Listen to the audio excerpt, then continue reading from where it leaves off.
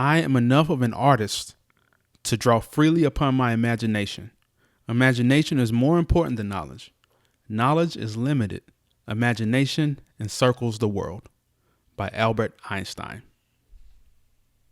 Good morning, Savannah. This is Therese once again on a Wednesday morning with your favorite radio show, the Savannah Business Showcase. At least I hope it's your favorite. And this morning we have one of my favorite. What are you, Joey? A comic artist? Do you call yourself an artist? What do you call yourself? Yeah, it kind of goes back and forth. I call myself a cartoonist or an author. Okay. One of my favorite authors and cartoonists, Joey Weiser. So I'll let you take a minute to introduce yourself, and then we'll go from there. Sure. Hi, I'm Joey Weiser, author of the Merman graphic novel series, which is an all-ages comic series about a fish boy that washes up on the beach and is found by some humans. Awesome. Okay, and it's a great book. Where are you from? What do you do? You know, all the good stuff. I currently live in Athens, Georgia. I've lived here for about 8 years. I grew up in Bloomington, Indiana, which is a college town similar to Athens. And I draw comics. I write and draw my own comics, and I also occasionally work for the SpongeBob comic book, writing mostly for them and sometimes drawing my own stories. And I do a lot of freelance coloring and illustration and stuff like that as well. Cool. Awesome. So I have you on here because you are connected to Savannah. It's a local Savannah show and local low country show, but you are very connected with Savannah, and that's through SCAD. You want to talk a little bit about that? Yeah, that's sort of a gap in between what I said where I grew up and where I live now is that, I went to SCAD, Savannah College of Art and Design, for 4 years, graduated in 2005, and I majored in sequential art, which is just a fancy way of saying comic books, basically, storyboards and things like that. And it's there that I met a lot of my current colleagues and where I was first introduced to the editor-in-chief of the publisher for my book and things like that. So, and I've since then returned to Savannah a few times as a speaker for SCAD and things like that, which has been great. Yeah, that's pretty cool. So, have you always been an artist? You always been the kid in your class who could draw the best, or what happened? Oh yeah, well, I mean, what I always say is, it seems like from my perspective, when I was a real young kid, like elementary school, all my friends drew, and just kind of one by one they started dropping off, and I just kept doing it. So here I am suddenly, in like high school I was one of the artist kids for sure. Right. Okay. Now your art is very, very unique. How would you describe your style? People say like cartoony is a pretty broad way of describing it. So I've often heard people say it has a very kind of like Saturday morning cartoon feel. I use a lot of kind of big, bold lines and lots of sort of like basic shapes to build up the characters and stuff. So a lot of kind of rounds, like round shapes and things like that. And I like bright colors. So Merman, for instance, is a color book, and I color the character with like bright greens and teals and things like that, so it really pops off the page. So I'm not an artist at all. What I want to get into sooner or later is like the business aspect of it, or how Sure. you're making money and how you're marketing your book. But I do want to talk about the art, and just for me personally to learn about it, because my son enjoys drawing. So like how would you tell kids who want to become artists like to get started? Do you just start and just draw and draw and draw, or what's your advice? Yeah, I would say draw every day, if possible. Draw as much as you can. When you're in class, you got to pay attention to the teacher and do your work and stuff. But any free time you've got, just draw, and draw whatever you like to draw.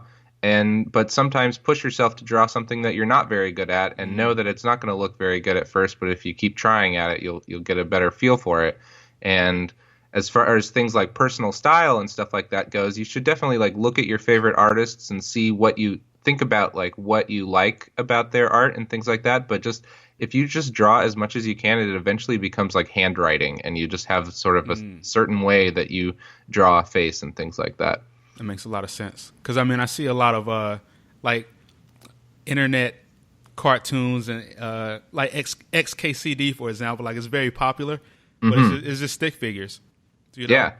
Well, that's one of the sort of exciting thing about comics is that you can have all sorts of different art styles and different levels of detail or complexity. And some people want to sort of like that comic focus on the writing and the ideas and the simplicity of it still works for it. But, I come from a perspective where I was drawing a lot, and drawing was one of my passions. So I definitely want the art to look as good as possible, but I also want to tell a story. So I'm kind of in between there, where I don't think that I'm particularly a better writer or artist, but I try to kind of marry the two into a single thing, a single kind of art. Right. And this is hard for me because I really enjoy your books, but I can't pitch them on the radio. So, but I do enjoy your style of art. Great. And, yeah, that's great to know. Thank you. I definitely enjoy your style of art. I definitely enjoy your stories as well. And my son loves. We read them just about every night. So let's talk about Merman a little bit. Sure. Like where the idea come from. So the name of his series is called Merman. You won several awards for it. So talk about Merman. Tell us about the awards you won and kind of the process. Yeah, sure. So, I had done a few self-contained graphic novels, one called The Ride Home and one called Cavemen in Space. And after Cavemen in Space, I was thinking about that I really wanted to do a series and do 4 or 5 books and see what that experience was like and play around with the idea of doing cliffhangers and things like that. And so I started playing around with this idea of these characters that were kind of based off of classic movie monsters. And so there was sort of this vampire kid and a sort of Frankenstein's monster kid. And it didn't really end up coming together the way I wanted it. But I did really like this character that was based off of the creature from the Black Lagoon, which is this sort of like sea monster character. And so I started kind of coming up a little bit more from there and being kind of like, well, if I have this sort of fish monster kid, what would his story be and why would he be on land? And so then a story kind of unfolded, in answering these questions, that he's running away from his undersea kingdom that he came from, and they've never been on land before, so this is a unique thing for human kids to find this like fish person, and then he's also being chased by other fish people who are trying to get him to come back to that undersea kingdom because they're not supposed to be on dry land, and there you get some immediate conflict and stuff like that, and the story just kind of unfolds from there. And as far as the awards go, the third book, Merman Book 3, Deep Dive, is actually kind of a big moment in the series where they decide to then in fact, go undersea to the undersea kingdom. And so I got to design this whole new kind of world underwater and a whole new big cast of fish people. And that was really fun and exciting. And I, didn't really, up until that point, I'd never been nominated for any awards or anything like that. And then one day I found out that I had been nominated for an Eisner Award, which the Eisner Awards are the big comics awards that they give out at the San Diego Comic-Con, which is the sort of big Comic-Con that listeners may recognize because that's where a lot of the big kind of like superhero movie news and stuff comes out of. And so that was very exciting. And I went to San Diego and I went to these award ceremony and everything, and it didn't end up winning that award, but it did. Just being nominated was really awesome, and getting to experience that whole experience.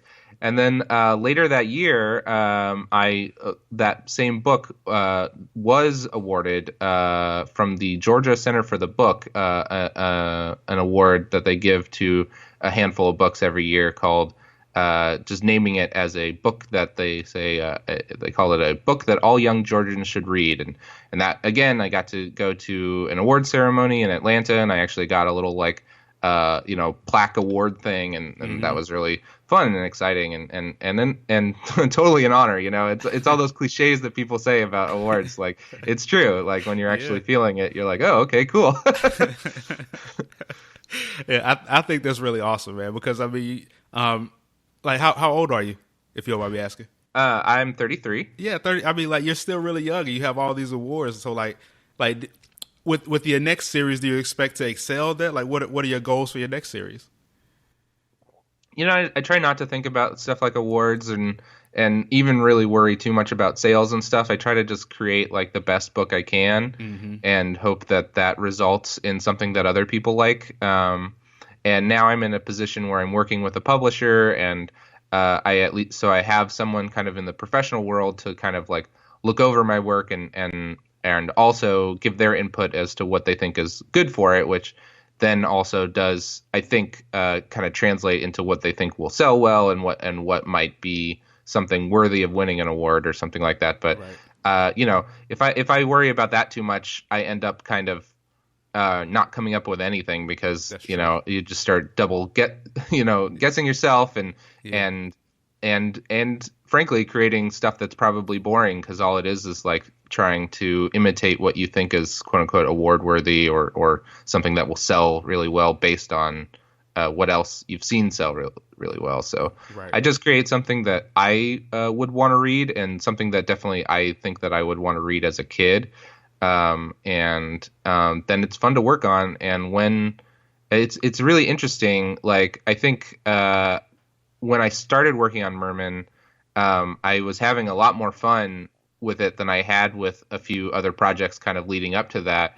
And it's interesting, people's enthusiasm for that project then was greater as well, because I think they could just feel how much more fun I was having drawing and writing the characters. Yeah, I can imagine. I mean, because it's Merman is something that clearly is unique and it comes from you, and that's really all people want to see is like you at your best self. They don't want to see the next Avenger or the next Batman comic. You know what I mean? They just want to see something that's unique and fully Joey Weiser and not not Stan Lee. If they want Batman, they can find Batman. There's plenty of Batman out there. Right, exactly. Yeah. Okay. So what's the hard parts about writing and being a cartoonist and author? Well, there's several hard things. One thing is just simply how long it takes. That's something I found in doing a series is that I felt a lot of obligation for the people who are waiting on the next book.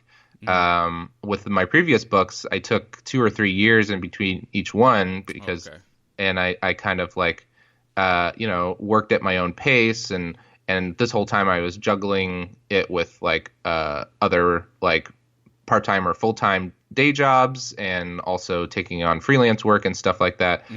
But it was kind of like, well, when I get the next book out, it'll be really great. But for this one, each book more or less ends with a sort of like to be continued type ending. And people were like asking me all the time, when's the next book out? When's the next book out? And I was trying to stay on a schedule of about one a year. And so that was a big jump in productivity, from the once every 2 or 3 years. And so that was hard. I pushed myself really hard and I ended up, kind of drawing and coloring much faster than I thought I could, which is good. But it's also, it wears on you to do that for so long. And so that's one of the reasons why my next project, like the 5th Merman book just came out a month or 2 ago. And that is the final book in the Merman series. And now I'm kind of starting over with a brand new thing that I'm going to at least start with just a single self-contained graphic novel so that I can, again, work at my own pace and know that when somebody picks that book up, they're going to get a full, complete, satisfying experience, Right. Another hard thing about it is that comics is not an industry that makes a lot of money.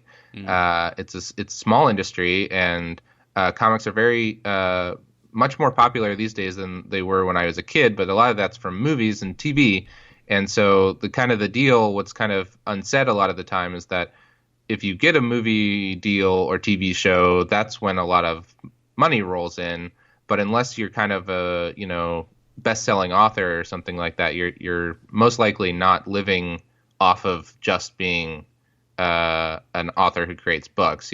And that's where I now have to, like I was mentioning earlier in my introduction, I do a lot of stuff. I don't just write the Merman books. Right. I also do coloring for other people's books, and I do illustrations for companies and things like that occasionally. And working for the SpongeBob comic for sure is a thing that has helped me keep afloat. Yeah. Yeah. Yeah. And even sometimes having to have a part-time day job and things like that. That's not even comics or art related at all. Just to kind of have some consistent income coming in, because it's tough. Yeah. And it can be. So that said, to go from there into like the business aspect of being an author and cartoonist, what are the best ways that you tell people about your book, and like how do you get the most sales, I guess? Well, I think a good thing to do is get your work out there as much as possible in any way that you can find. So now posting online is really great, and you can post samples, or even some people post their entire comics online first to get a following and stuff like that. Another big important aspect to being a cartoonist is going to comic conventions, and I have 3 or 4 that I go to regularly every year, but usually 1 or 2 or even more than that I'll go to kind of on a every few years basis. So I have these sort of shows that I hit up all along the East Coast because I can drive to them and they're not too far. But then every year I kind of like try to stretch out and go to like Toronto or San Diego or Seattle or Chicago or somewhere kind of outside my realm to kind of reach as many people as possible. And I really find that people are excited by the idea of knowing the authors, and at these shows that I can hit more than a few times, I start seeing the same faces and people excited to see what's new from me and things like that. And then it's that word of mouth thing that's so important. They tell their friends, or they ask their library or bookstores to order it, and it just kind of cascades from there. Awesome. So I met you. Take a step back. I heard you first of all on a podcast that you're a featured guest on pretty regularly, called the One Piece podcast. It covers a Japanese manga called One Piece that I'm a huge fan of as well. So from that, I found you in Athens at a book signing and book release tour presentation. So, like, is that something you do often, and go to different bookstores and give presentations?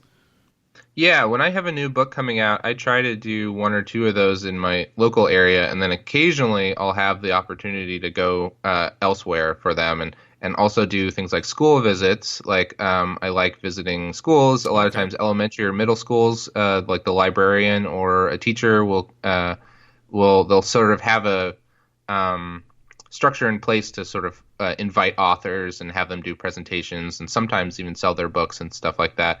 And so I do that as well, visiting schools. And, I have kind of a variety of presentations that I can do that are about like myself and my career. I also have like a step-by-step process presentation that tells people about exactly how I draw a page and stuff like that. And you saw sort of the first version of a presentation that I might continue to tweak and work on. That's just an overview of the entire Merman series. Yeah.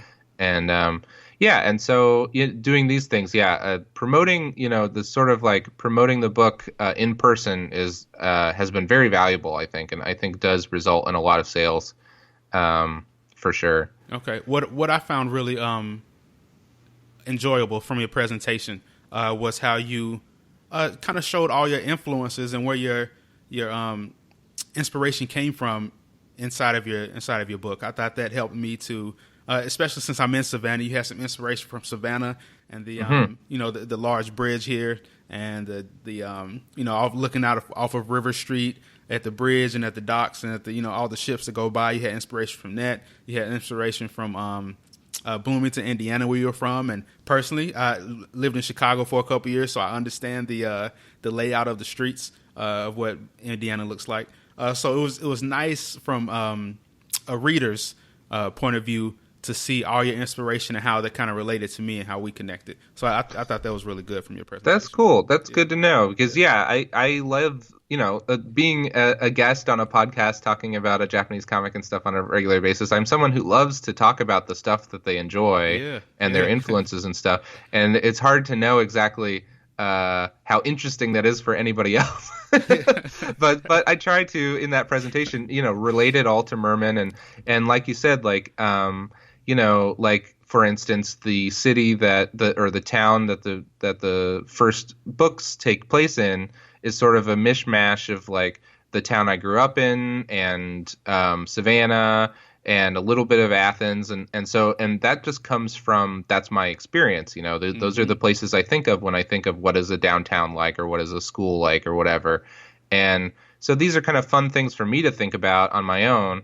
And every once in a while, it's like, I wonder if people would think this is interesting. So this, that presentation you saw was kind of my first experiment in being like, let's take you through the whole Merman series and point out these little bits of inspirations, be them from like real places or like comics or movies that I enjoy, and see if you think that that's interesting. And I definitely did hear from a lot of people that they thought it was cool. So I'm gonna definitely continue working on that presentation and try to do it some more places if possible. Right. Yeah, and without a doubt, in any business, you have to find the where you connect with your audience and the engagement. How you can engage them on the most emotional level, really, and that's how you'll keep recurring customers coming in. So I think that's awesome. So I guess from there, like how I want to keep talking on the business aspect of it. So I have an assumption in my head of the answer, but like what does it take as far as capital goes, or whether it's time or whether it's money? Like what does it take to get started as a cartoonist? Well, the good thing about being a cartoonist, opposed to things like film or other storytelling mediums, is you don't need a lot. You need maybe, depending on how you like to draw, some nice paper and tools and stuff, which is relatively cheap compared to the, millions of dollars or whatever that it takes to make films. Right. Or even a lot of people these days draw completely digitally. And so even then, you might have this initial cost of like buying Photoshop and buying a nice computer and stuff. But then it's like, I have to I still draw on paper and stuff, and I have to on a regular basis just order, stacks of paper and ink and all that stuff. But if you're just working digitally, basically once you're set up, you've got everything you need there on your computer, which is really cool. So it's relatively cheap to get started. I couldn't give you a number off the top of my head, but but it's definitely the kind of thing that, as I said, you will probably be working for years on top of your other jobs or something like that to get started, because even after you get a book published and stuff like that, it's not like a ton of money is rolling in and enough to necessarily support yourself right away. Okay. That's a good answer, and I'm sure that's great information for all the aspiring cartoonists out there and authors. So I guess we talked a little bit about your successes, which are awesome. But like, what is a failure that you've had as an author? Well, an interesting story is the story of my previous book to Merman, Caveman in Space. And so I had my first book came out in 2007 called The Ride Home, and it was published by this sort of boutique small press publisher who I love, and it was great to work with, but there was like basically absolutely no money in that.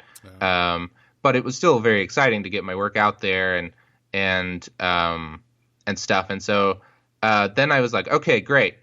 I got it figured out. I'm published now. Next step is I'm going to get picked up by, Scholastic or Random House or one of these big book publishers, and I'm going to be a career cartoonist. Yeah. And I had some friends that had like an agent and stuff like that, and so I started working on my pitch for my next book, Cavemen in Space, and by the time I'd kind of like settled on it, I was definitely like in love with the project and totally committed to doing it. And I did, in fact, meet with an agent and stuff, and she looked through it, and she basically was like, there's no way I can sell this to the big book publishers. And I was like, what? Well, no, what are you talking about? And she had a lot of really interesting things to say about it. Some things that I don't necessarily agree with artistically, but I trust that she knew what she was talking about at the time as like for a sales point. Like she was saying, all of the characters, for the most part, are adults, and this is a kid's comic. Kids want to read about other kids, and I was like, okay, that's an interesting idea. And then she said, and also, this is a sci-fi story, and the only kid character you have is a little girl, and it's kind of sci-fi is more of a sort of boys genre, and that I was like, I really don't like that. And once in the passing years, there have been books like Mike Mayhack's Cleopatra in Space or Zeta Space Girl and all sorts of things that have definitely disproven that and shown that that's not the case. But it is very possible that, that's what the bigger book publishers would have said at the time. And so I was like, okay. And so I thought about it for a while, and I decided after talking with her, and there were some other concerns she had about it, I decided, well, I'm still committed to doing this book, so I'll just work with the small comics publishers again, and I won't make any money, but at least I'll get this book that I'm really love out into the world. And so I started pitching it around to the small book publishers, and this was also around the same time as the sort of like financial collapse in America, and everyone was kind of scrounging and not willing as willing to like take risks and stuff, and everybody was like, yeah, we like this, but I don't think we can publish this at the moment. And so I was pretty crestfallen. And even my previous publisher, Ad House Books, said, if you can pay for the publishing, we will distribute it. And so that was the best I'd heard so far up to that point.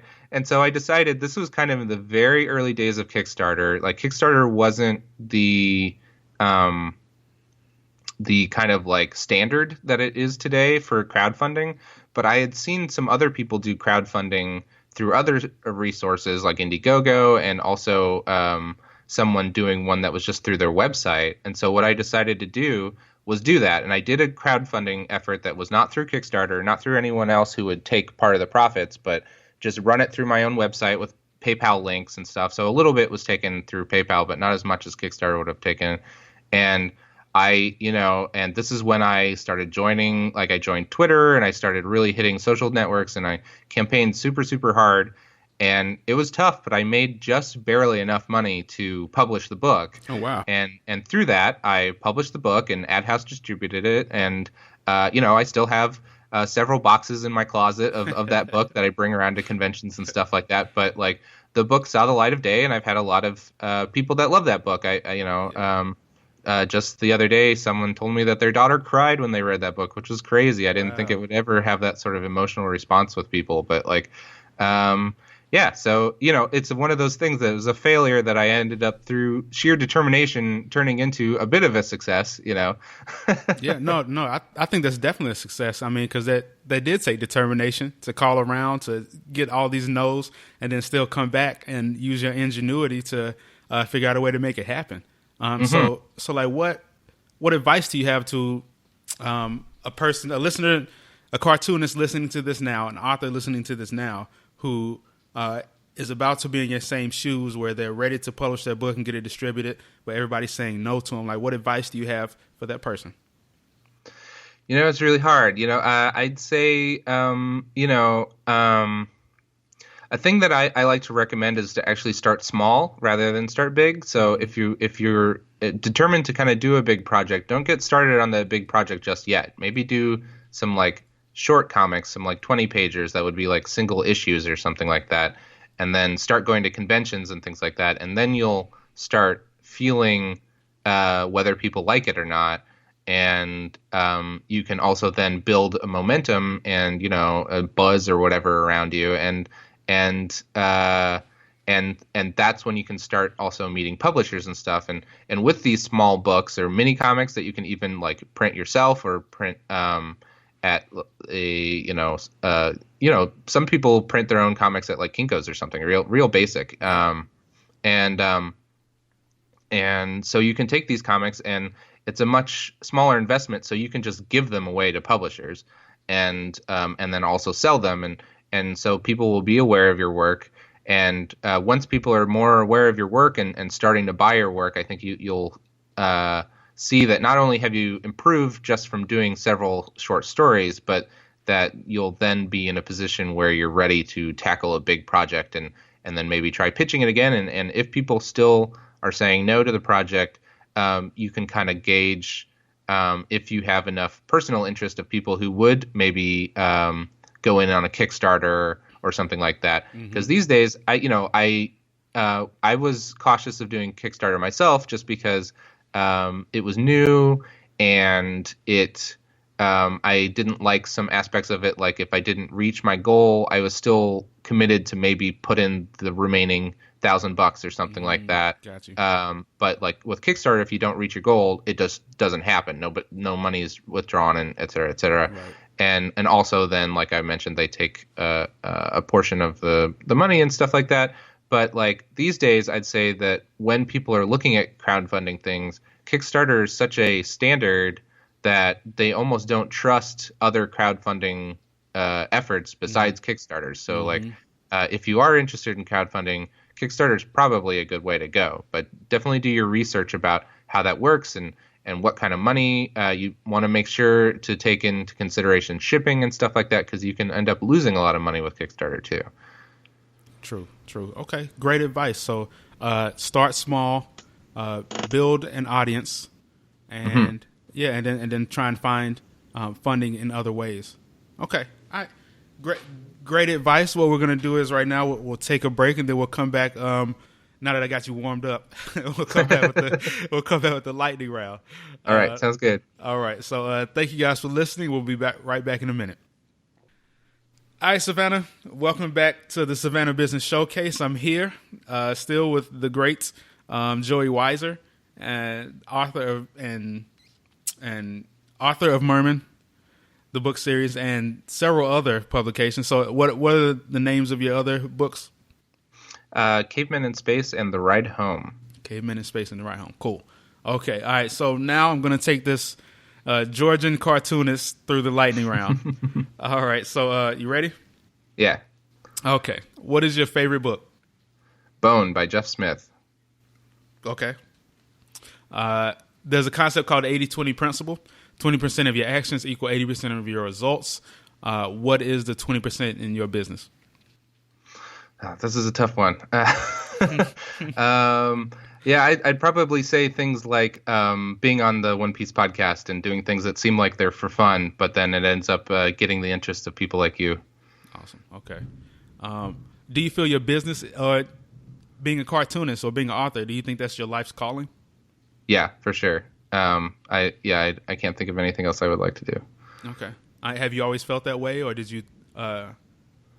Yeah. For a long time, I thought I wanted to do comic strips in newspapers, and discovering Bone, that book I mentioned earlier, showed me that I wanted to do comic books.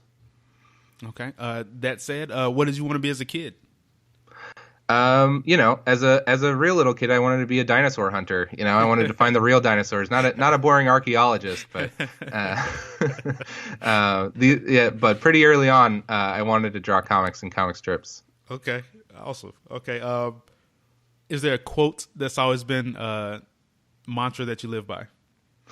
Yeah, at some point, I think I said this in sort of frustration, and then it turned into my own mantra, and it's that if I don't make anything, I have nothing. So some people work for years on coming up with ideas and testing out things and never really coming up with a final product, and I like to push through and create things and see them to their end, because otherwise I won't have anything. No books. Yeah, I mean, yeah. You say that in jest a little bit, but I mean that's extremely deep and something that we, as Americans and Western society, like we struggle with. Like we're consumers. We're not creators anymore. And I think more parents should teach their kids to be creators, like to create something and just not consume all the time. Mm-hmm. Okay. All right. Well, that was my little aside. Okay. If you could live anywhere in the world, where would it be? I'm pretty happy here in Athens, Georgia, for sure. I'm content to live here. I studied Japanese in high school and did a short exchange to Japan, so I would love to maybe live there for a short period of time. But I love it here in Athens. Awesome. Okay, Athens is a really cool city. Mm-hmm. Do you consider yourself an introvert or an extrovert? I'm an introvert. I'm friendly and I like talking to people, but I'm not very good at making that first step. So places like comic conventions, I have a much easier time because I have my books in front of me and I have something that I can talk about. Whereas if I'm just out in the world or at a party or something, I have a lot harder time starting up those connections. Gotcha. Okay. If you had and I'm interested in your answer for this, but if you had a superpower or a super ability, what would you choose and why? I'm definitely intrigued by the idea of a healing factor. Wolverine's healing factor. There's things like getting sick, but one of the things that slows me down the most as a cartoonist is having to take breaks because of wrist and hand pain, and that's something I've had to struggle with ever since I kind of like went a little overboard maybe in the years following college, just like working, and then I really kind of messed up my hands, and so I have to take careful breaks, and to not have to do that, I would be able to create so much more. Yeah, well, apparently a glass of milk will heal anything. Okay. Advice. Okay, and this will be the last question, and then we'll let you go. So, advice for entrepreneurial kids and their parents. Just keep working at it. Like I said, draw every day, and if you're interested in drawing, but if it's not drawing, work at your craft or your interests every day, and make sure it's something that you really love, because once you're in it, that's going to be your whole life. Awesome. Okay. Well, thank you, Joey, for being on the show, being on the Savannah Business Showcase. I really appreciate you coming on. How can people find you and get in touch with you and find your books? Sure. They can find me on Twitter at Joey Weiser or joeyweiser.tumblr.com.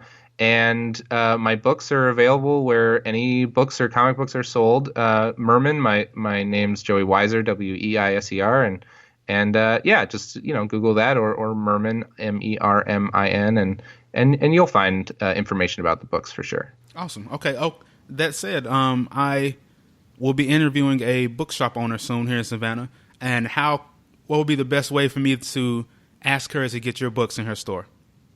That's it. Just to tell them you're interested in the books and ask them to order it. And if they order it for one person, they're likely to keep it in stock for other people as well. Cool. Okay, you guys heard that out there. Okay. Yeah, and there's 5 books out right now. Merman book 5, Making Waves, just came out. So okay, yeah. Cool. All right. Well, thank you, Joey, and we'll talk to you later. All right. Thank you. Thank you. All right, and thanks everybody out there listening for joining us this morning on the Savannah Business Showcase. Hope you go out there and have a great Wednesday. Have a great rest of your week. I'll see you next week. Go out there and do something impactful. Help the world, help yourself, help your family, and create something. All right. Thanks, guys.